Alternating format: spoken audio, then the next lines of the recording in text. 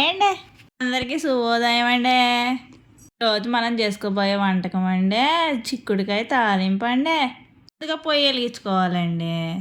పొయ్యి మీద చిక్కుడుకాయలు నీళ్లు పోసి పెట్టేసుకోవాలండి. దాని మీద మూత పెట్టుకున్నామంటే అవి మగ్గుతాయండి.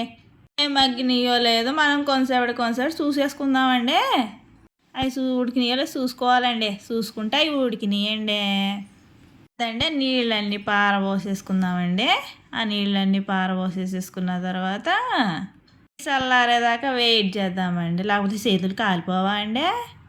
అయితేనండి చేతులు కాలిపోతున్నా తీసేసానండి. ఎందుకంటే మా వాళ్ళు ఆకలి ఆకలి అంటున్నారండి. అందుకే ఫాస్ట్గా చేసేద్దామని వలసేసానండి.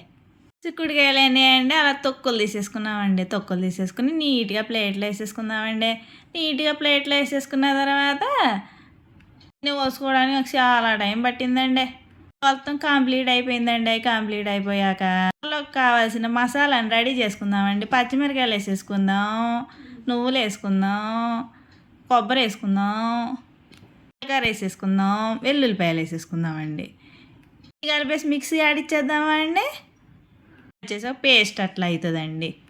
బాండీ పెట్టేసుకుని బాండీలో ఆయిల్ వేసేసుకుని కావాల్సిన పోపు దినుసులన్నీ వేసేసుకుని తర్వాత అవి బాగా వేగిపోయాక మనం చిక్కుడుకాయలు వేసేసుకుందామండి. చిక్కుడుకాయలు వేసేసుకుని బాగా కలిపేసుకుని వేసేసుకుందామండి. వేసేసుకుని బాగా కలిపేసేసాక మూత పెట్టేసుకుందామండి. మగ్గిపోతాయి. తర్వాత అండి వేసుకుని బాగా కలిపేసుకుందామండి. కలిపేసేసాక తిప్పుతానే ఉందామండి. ఎక్కువసేపు చూస్తే ఎక్కువ రుచి వస్తుందిలేండి. ఉప్పు వేసేసుకుందామండి.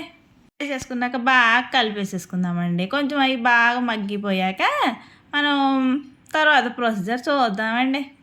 వీటితో తిప్పుతానండి రుచి ఎక్కువ వస్తుందని. నేను పట్టుకున్న పొడి ఉంది కదా అది వేసేసుకుందామండి.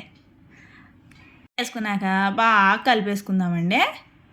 కరివేపాకు వేసుకుందామండి. కూర మొదట్లో వేసేది నేను కూర లాస్ట్లో వేస్తాను. నాకు అదొక తెలివి వెరైటీగా. దాంట్లో ప్రోటీన్స్ అలా ఉంటాయి కానీ నాకు అదొక భ్రమ అన్నమాట. అని ఒక సర్వింగ్ బౌల్లోకి తీసేసుకుందామండి. వేసుకున్నాక డెకరేషన్ చేయాలిగా అందుకే కొత్తిమీర ఆడుతున్నానండి దాని మీద. మనసు ఇక్కడికే తాలింపు రెడీ.